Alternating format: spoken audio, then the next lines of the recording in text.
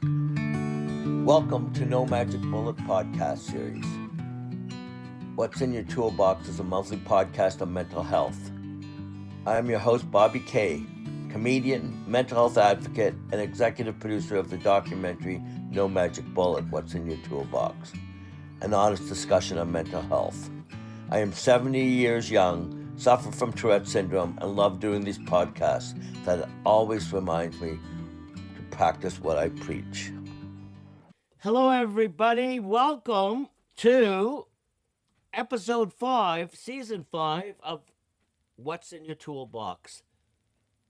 Tonight, actually, it's 9 o'clock here. My guest is in Kelowna, so it's 6 o'clock there. So that's nice because it allowed me to take my sunset tonight and still record this with my friend. We've known each other for over 30 years, many iterations we've been together.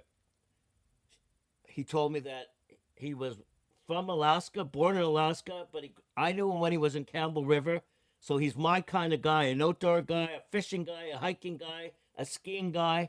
And he is a teacher when I met him. So this episode's called Sees Life, and he's going to tell you about that. He used to have a business, maybe still has it, he'll tell you about, called Podium of Life. I knew him when he started a school to train athletes at Mount Washington. I met him up at Whistler, and then when I did some comedy in Kelowna, he was kind enough to come into the audience. So we have a lot of history, and I want him to tell you about his two boys, fantastic kids, and actually when they were young guys, they came over to my chalet. Their grandmother brought them over, and I showed them how to tie flies. So there's another connection. So there will be show notes, and you will be able to seize life's, be able to get in touch with them. And as it says on my guest thing, embrace the power of seize.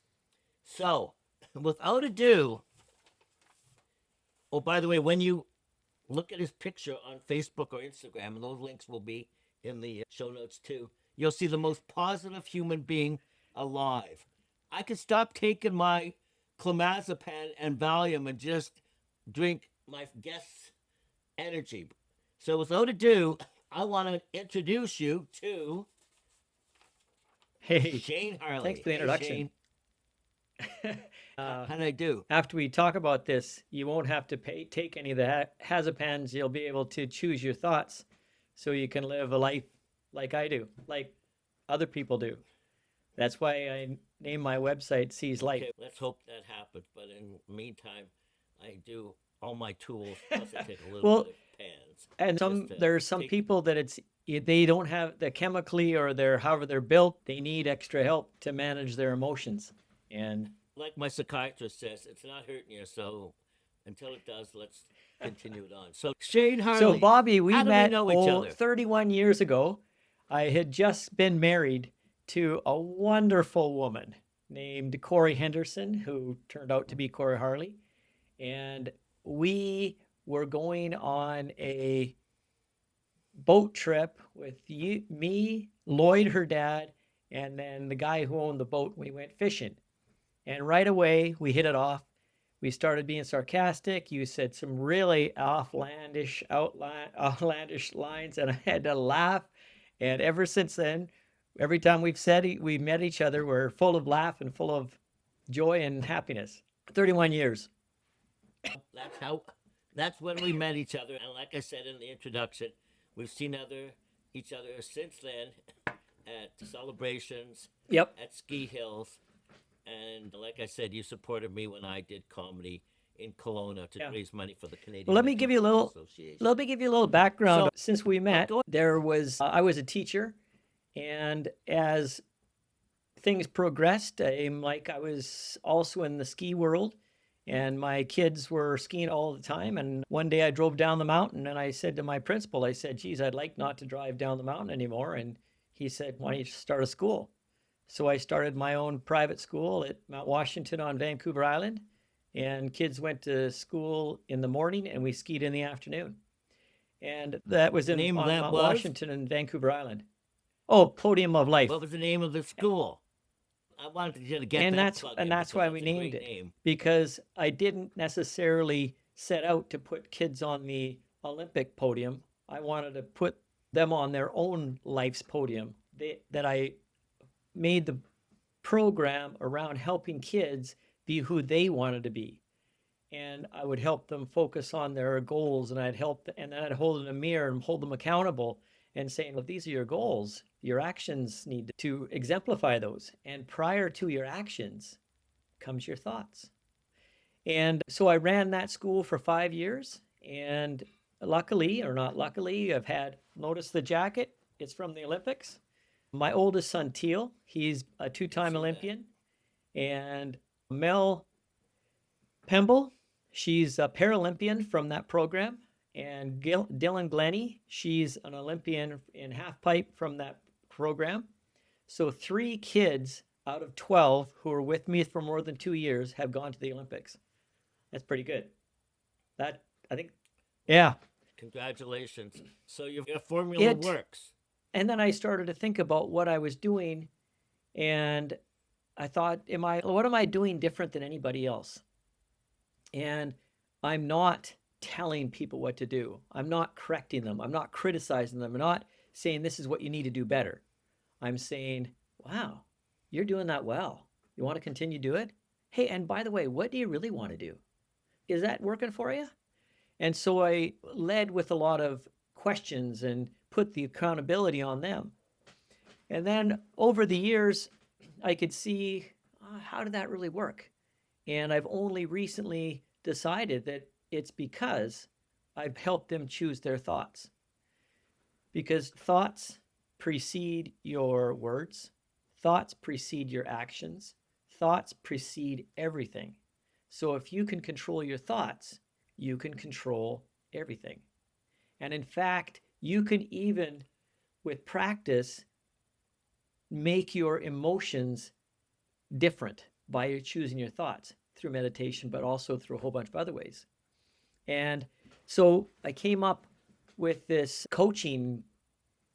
It's a life coaching. It's people coaching, and I call it the C's of life, or C's life, and it's basically celebrate, compliment, cheer, and congratulate.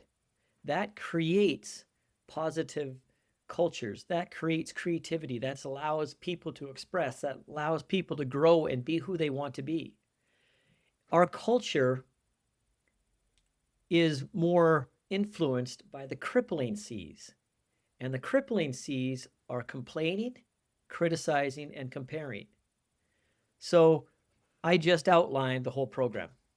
If I could choose everybody in the world and I could help them learn to choose thoughts that celebrate, compliment, cheer, and congratulate, and do not complain, criticize, and compare, they're happy. Programs flourish, people flourish, and relationships flourish, and it's great. So how does that relate? Most of my listeners, I would say all of my listeners, are not Olympians. Yet. And a lot of them aren't skiers. They're Olympians in their own way because if they're listening to our podcast, then they are winning because they have been able to figure out some kind of tools to manage their thoughts. Not everybody has. I've been doing mindfulness for 20 years, and what I say is it took 7 years for mindfulness to become my friend. So when you meet Bobby Colvin and he just said, hey, after I finish talking to you, I'm going to get off of those pans. How would your formula work for somebody? I'll tell you what I have. I have Tourette's. I know that. And it comes with a triad. Comes with OCD, ADD, and anxiety. And I say in my comedy act, now I have a fourth problem. I'm delusional. I think I'm a comedian. But how do you meet somebody that has my triad? Or let's just take one. Well, pick one. Which so one you want to pick? Actually, you would be a really challenging specimen because you have these diagnoses already. You've got an uphill battle. You're lucky. You know why you're lucky? You've got a lot of struggles, and you've learned how to overcome those struggles. And there is evidence that the people that do have, the one where you can't read very well, dyslexia, they're higher achievers to overcome something. So in a lot of ways, you're already learning I call it the habit of liking the hards. you're already overcoming this hardships. But I digress. If I had to work with a person like you, I'd say, what do you want, Bob? And what would you say? I would say, what would be your goal out of this process that we're doing together? The first thing I wanted to do was I wanted to be able to get out of bed because I was so depressed that just putting my feet outside of the bed was difficult. And that was the first thing that I wanted to do. So you're already at a level that probably dealing with a little bit of medication. I just listened to Zoe Health and Nutrition, and they were talking about depression, but they were talking not about that depression. They were talking about the operational depression that a lot of people live in. And one of the things they did reflect on was if you can choose your thoughts, if you can choose to celebrate. So with you, I would say something, we get on a schedule, and we would get on a schedule and there would be accountability. We make a goal setting plan, call it a plan for success. It's on my website. It's built for athletes, but it can be built for everything. I've done a plan for success for relationships. A plan for success for you would be to overcome your negative thoughts or your depression or whatever that is. For me specifically, I've done a lot of work. It's catastrophic thinking. And when you say I'm one of the luckier ones, let's say the harder you work, the luckier you get. Yeah. But yeah. Right. And so I've been working very hard. I want to tell you that I had a guest on called the survivor from Irish Lake, and he was a Holocaust survivor, still is. He's speaking at one of my community chats this month, May 20th in Collingwood. It's a little far for you to go. But the reason he made it through the death camps is he had dyslexia and he was a problem solver. Well, there you go. If you're interested, look up Viktor Frankl. He's also you've heard of him. Yes, I've Holocaust survivor. Yeah, and then I can talk about my mom.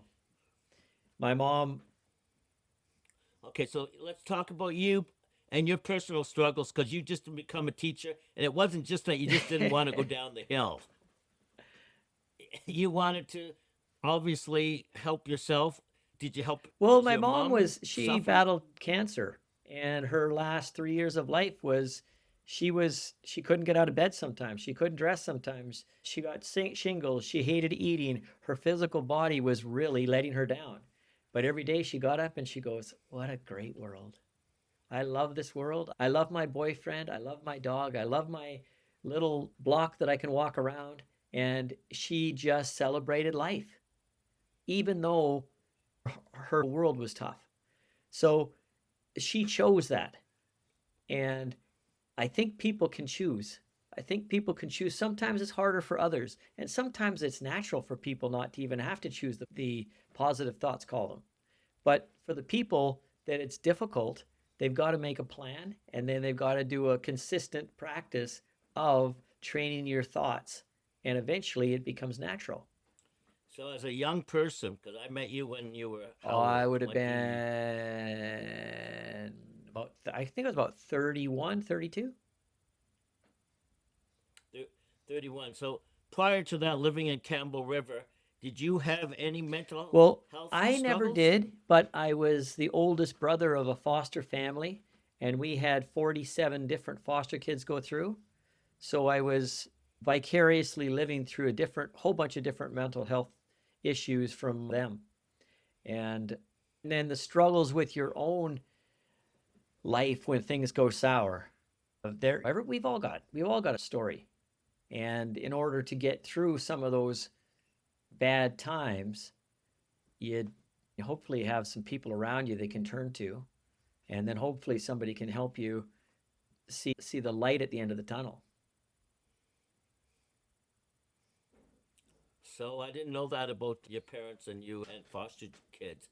Obviously, that probably gave you a lot of your own tools to help people and to help develop this program. Yeah, it gave me the compassion for people. From a young age, I was helping raise kids. From a young age, I could see the influence I had and making other people smile. And so now I see a lot of those brothers and sisters flourishing. It's great. How long did you teach in a traditional school environment? Yeah. How long did you I do taught that for? in a public school environment, and I ran a gifted program, and I ran another program where kids were in jail and they came to my program. And then I did a couple teaching experiences overseas. And then I was a mentor for boys who were struggling to get through life when in their teens. So do you remember now when you look back, do you remember that? Because when I was in school, they said I was just hyper. I actually had to go to a special school. I left high school and I went to a free school because I was hyper. No. Well, I wasn't really hyper. Yeah. I had Tourette's, but they just labeled me as a hyperactivity person. So looking back, did you ever have hyperactive students? Hyperactive students have a real difficult time in the public school system because we ask them to sit down and behave. We ask them sit down and do exactly opposite what an active body needs. A lot of times people need movement, like boys move back and forth so that their left and right hemisphere of their brains connect easier so that they can think better. And a lot of times if kids can get out, that's why when I ran that school and the kids just had to be focused for the morning. And then in the afternoon, they got to go skiing. They were motivated. They were motivated to get their own schedule done. So yeah, it's again, helping kids realize they have the choice. They have the choice to succeed or not. They have the choice to do what they want to do, what they should do, or what's easy. And when you when you get kids that information and then you help them practice it and they can eliminate, oh, you can't complain. And they stop the complaining and they stop the criticizing. And then they start to see opportunities as opposed to barriers. And so I think that's what this whole thing about choosing thought, choosing the optimism and not choosing the fears. So how do you go about explaining to somebody how to choose positive thoughts rather than negative thoughts? Do you have a tool that you use in your school or that you use personally? Yes. Once you know those things, the C's, once you know the C's that are positive and the C's that are crippling, you catch yourself and then you start to practice. And another thing that works is meditation. So as you meditate, you train your brain, you gave your brain some rest so that later on when the negative stuff comes off, it's easy to choose celebratory thoughts or congratulatory thoughts or thoughts that are not negative. So you don't allow yourself to self-criticize. Did any of those athletes of yours, including your son that went to the Olympics and stood on their podium, did they ever meditate? Did you ever go have meditation as part of the interesting thing is that a lot of those kids that get to that level, they are self-critical and they have really high standards. So they're keep pushing themselves. One of the things that I never did with the kids, because I didn't realize this till later, but some of them would create games, and from those games they would play the video game. So they would, like for snow or for skiing or in a snowboard park, they would create the park and then they would make this little man, and as they're going, so they would be visualizing the actions that they were going to do in competition. And then the other one is I work with kids' minds and emotions, because you get on a start list or you get on this line before you start a competition. You're looking down this huge jump you got to go over. How do you do that with your mind? So I have this whole preparatory plan that you set out all the different things you're going to do and need before then. In addition to it, you create a mantra. And that mantra allows you to get your mind settled so your body can do what it's trained to do. So your mind doesn't get in the way of messing your body up. So there's preparation. So let me ask you, let's talk about those C's again. Let's go through them because I think that's a key thing. This is my 48 plus 5 is 53rd episode, and I've never had anybody explain it with the C's. So can you tell me a little bit about the C's again? I tell my athletes and my students the most important thing in life is to choose your thoughts. No, the most important thing to happiness is to Right. choose your thoughts. The second is tied with third. Second is Right. that second and third are exercise and nutrition. Once you have those three down, you have the calculation to be happy. But you're so the thoughts are the most Right. important. So you choose to celebrate, you choose to congratulate, you choose to compliment, and you choose to cheer. Mostly just positivity. If you digress to criticism, complaining, and comparing, it actually changes your chemistry. So your brain chemistry, your body chemistry is all orchestrated by your thoughts. So choosing those positive C's and not allowing the negative C's to influence you develops an aura about you that allows you to go on into life optimistically, that attracts light and keeps away the dark. Yeah, So therefore, therefore sees sees life. life. Now, listen, Shane. I want to get this in because this is important. I introduced you. I liked you from the beginning because you lived in Campbell River and you were an outdoor guy. And now they have green prescriptions where doctors and psychiatrists actually Yeah. prescribe nature-based wellness. So tell me a little bit about you and your nature-based wellness and how it got you Okay, to so where you are the today. funnest story was my first. I grew up in Alaska till I was 7, and my first pet was a seal. My dad, he hunted for our food, and he actually he hunted seal. And when he brought this big seal to the shore, he sliced the seal open. Inside was a baby seal, and he gave it mouth to mouth, and it lived. And we had this pet seal called Shanky. So that kind of opened up a world Nice. for me of, okay, let's go for adventure. And we lived in the outdoors, and we lived on properties, and we had farms and all that. And then, so when I got a chance to grow up my own kids, my oldest boy, Teal, he had been camping for more than 30 days before he was 1 year old. And yeah, and they kids out, Really? and they were able to, I gave them freedom, and I gave them all these toys and all these sports and outdoors and stuff.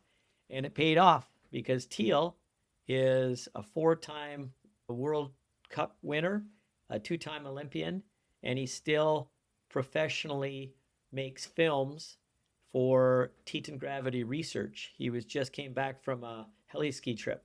And what you'll like, Bob, is his main occupation is he's a fly fish guide. He fly fishes at the number one. I knew that, but I wanted you Well, to he's tell at the the number listeners the that number the number because one fly fishing. steelhead lodge in the world called the Lower Dean River Lodge. And then that lodge turns into the Great Bear Heli Skiing Lodge in the winter.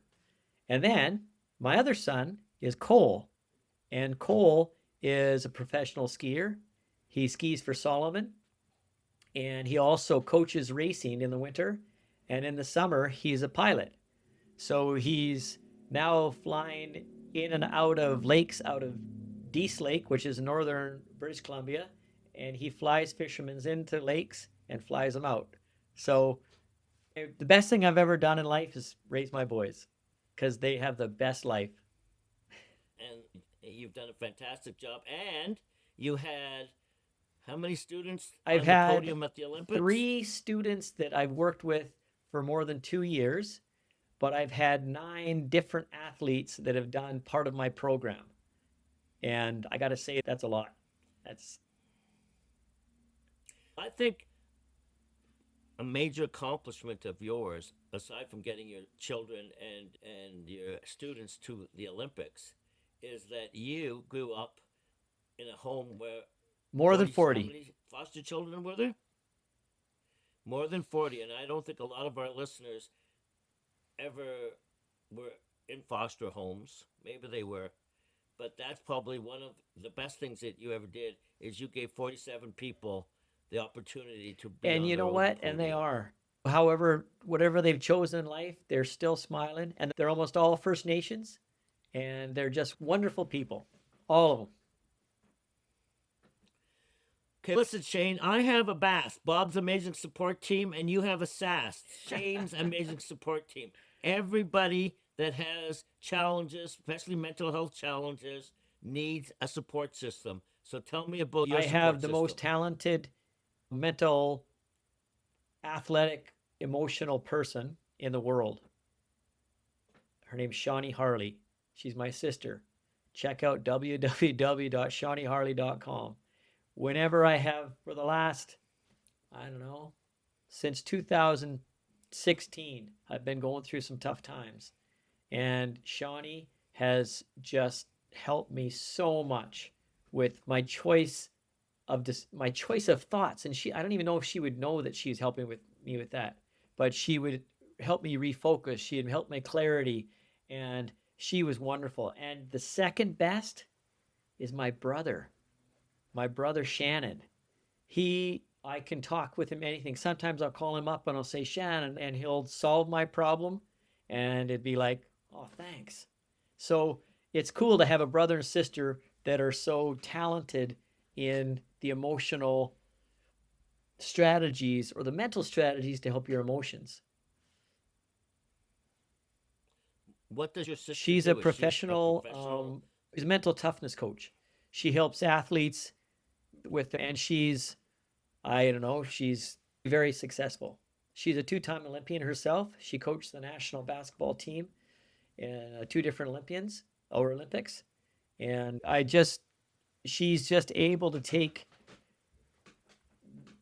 chaos and make it go, oh yeah, I understand that.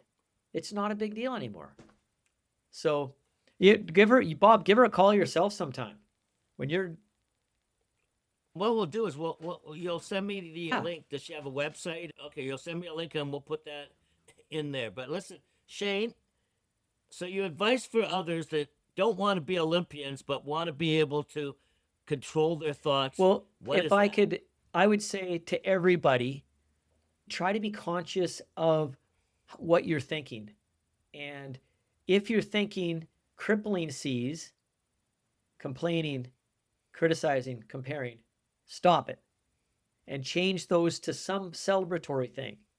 If you're thinking, oh, the weather's so bad outside, it's raining, change that to, oh, maybe the plants need it, or it's going to be nice tomorrow.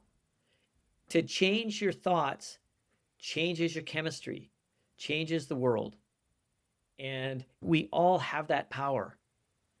And if I could just tell people, the biggest one is to celebrate, to say, how good is this? We're all so lucky. Well, I'm celebrating because you have been a great guest, but we've run out of time. And we'll probably do this again because you have been enlightened us, because I don't think there's that many listeners that have really got somebody like yourself that really has coached people both physically and mentally to the best of their ability to be on the podium at the Olympics. But if people want to call you, they'll be able to contact you, and maybe you can just get them on their podium, even if it's just, I think you're in your bedroom, right? Even if it's in their bedroom and they can just stand on the bed and jump up and down. So listen, Shane, we've run out of time. This is Bobby Colvin and saying thank you so much for listening to What's in Your Toolbox. Guys, that was pretty fantastic, listening to a guy that's actually coached athletes to get on to the podium.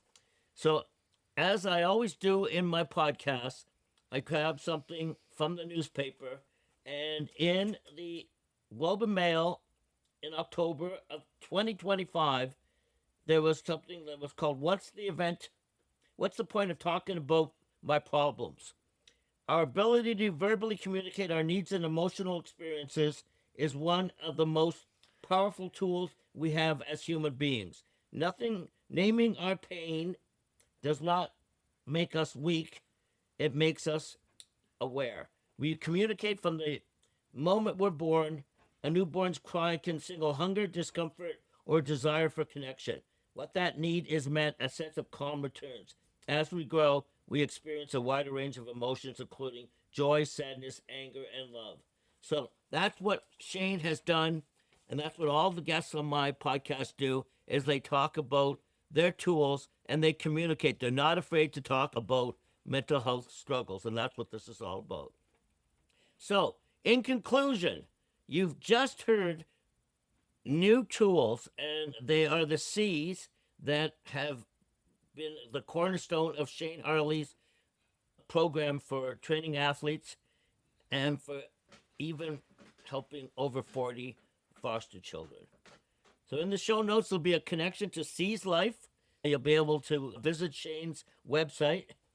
And as our next episode, which will be in July, this is going to be called Intrepid Living. So for all of you, please subscribe. Sharing is caring. And if we could just help one person, then we've done our job.